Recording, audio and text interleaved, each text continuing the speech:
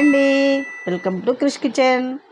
ఈరోజు మీ అందరి కోసం హైదరాబాద్ స్పెషల్ అయిన కద్దు కీర్ చేశానండి. చాలా అంటే చాలా టేస్టీగా ఉందండి. అది ఎలా తయారు చేసుకోవాలో చూసేద్దాం, వచ్చేయండి.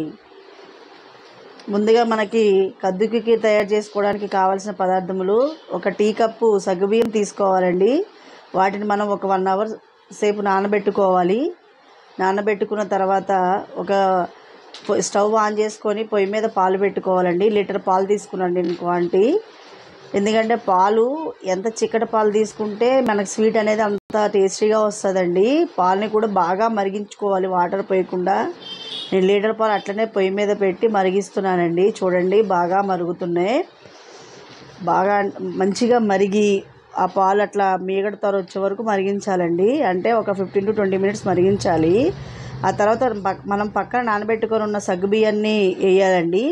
వేసి అవి ఒక 15 to 20 minutes ఉడికించాలండి. 15 minutes, maximum 15 minutes ఉడికించాలి.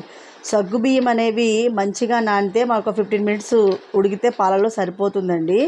దాని తర్వాత నేను ఒక మీడియం సైజ్ సొరకాయ తీసుకున్నానండి. దాన్ని ఇట్లా పీల్ చేసుకున్నాను. చూడండి, ఇట్లా చేసుకోవాలి. దాని తర్వాత దాన్ని ముందు వెనక ఈ ముచ్చుకులు కట్ చేసి దాన్ని మిడిల్లో కట్ చేసి దాని లోపల ఉన్న విత్తనాలు, దాని లోపల ఉన్నదంతా తీసేయాలండి. మంచిగా కట్ చేసుకొని తీసేసుకోవాలి. ఎందుకంటే అవన్నీ వేస్తే మనకి అది మంచిగా అనిపించదు, టేస్టీగా పచ్చి స్మెల్ అది వస్తుంది. దానివల్ల మనం అదంతా లోపల అనేది నీట్గా తీసుకోవాలండి. చూడండి, ఈ విధంగా తీసుకొని మొత్తం పెట్టుకోవాలండి.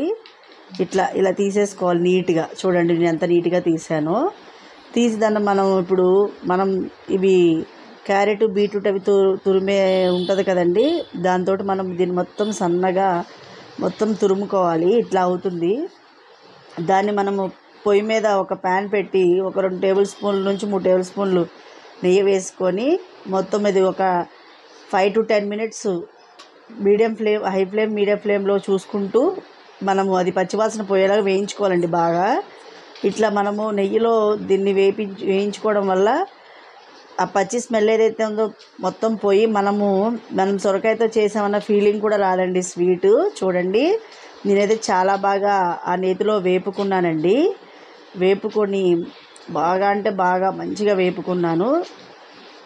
అది మనం వేగుతుంది కదండి. దాన్ని పక్కన పెట్టేసి మనకు కావాల్సింది 1 కప్పు షుగరు, కాజు బాదం కట్ చేసుకున్న pieces, green colour food colour add చేసుకోవాలండి వాటర్లో కలిపి.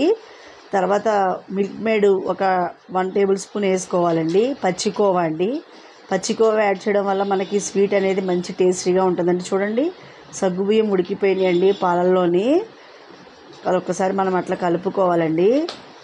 కలుపుకున్న తర్వాత మనము వేయించి పెట్టుకున్న సొరకాయ ఉంది కదా, చూడండి, ఇది మొత్తం మంచిగా దగ్గరికి అయిపోయింది. దాన్ని మనం ఫస్ట్ యాడ్ చేసుకోవాలి. దాంట్లో పాలలో వేసేసుకోవాలి. వేసుకొని మనం ఒకసారి దాన్ని కలుపుకోవాలండి. చూడండి, పాలలో వేస్తే మంచిగా కలిసిపోతుంది అది.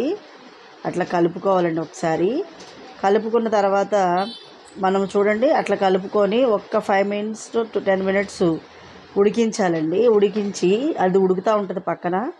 మనము కట్ చేసి పెట్టుకున్న కాజు బాదము నేతిలో వేయించుకోవాలండి.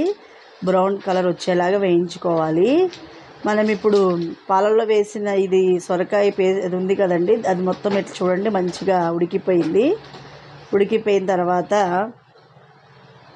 మనము దాంట్లోని ఇప్పుడు బాదం, కాజు వేయించుకున్నాం కదండి, చూడండి, అవి కూడా బ్రౌన్ కలర్ వచ్చేసినాయి. స్టవ్ ఆఫ్ చేసి పెట్టేసుకోవాలి. చూడండి, బ్రౌనిష్గా వచ్చేసినాయి. తర్వాత మనము షుగర్ యాడ్ చేసుకోవాలి. దాంట్లో 1 కప్ షుగర్ వేసుకోవాలి. 1 కప్ షుగర్.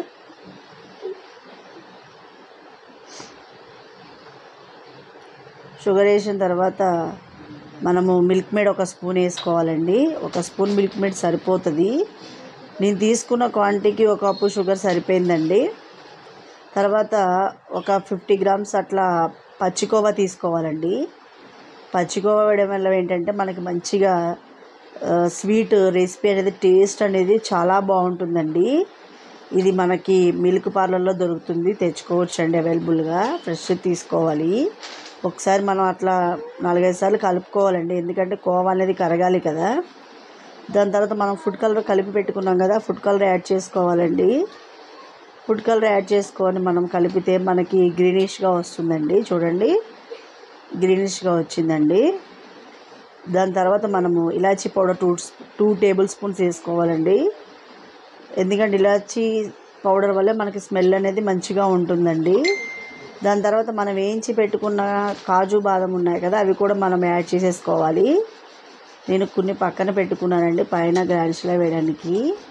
చూడండి మనకి కద్దు కీర్ ఎట్లా అంటే ఎట్లా రెడీ అయిందో చూడండి. నేను సర్వింగ్ బౌల్లోకి సర్వ్ చేసుకుంటున్నానండి. మనం మిల్క్ ఎక్కువ వేసుకున్నాం కదా, దానివల్ల అట్లా ఉంది. మనకు చల్లారితే కొంచెం దగ్గరికి అవుతుంది ఈ రెసిపీ అనేది. చూడండి, నేను ఇట్లా సర్వింగ్ బౌల్లోకి సర్వ్ చేసుకున్నాను వేడివేడిగా. అసలు ఆ సర్వ్ బౌల్లోకి చేసుకుంటూ ఉంటేనే చాలా తినేయాలనిపిస్తుందండి. చూడండి ఎంత బాగుందో. పైన పక్కన పెట్టుకున్న కాజు బాదం కూడా పైన వేసుకున్నానండి గార్నిష్ లాగా. నేను మా పిల్లలు తిన్నామండి. చాలా అంటే చాలా టేస్ట్గా ఉందండి. మనకి హైదరాబాద్ స్పెషల్ అయిన కద్దుకి రెడీ అయిపోయిందండి. చూడండి, నేను చెప్పిన కొలతలతోటి నేను చెప్పిన విధంగా చేసుకోండి. మనకు 1/2 అవర్ లోపు స్వీట్ అయితే అయిపోతుంది. థ్యాంక్ యూ అండి.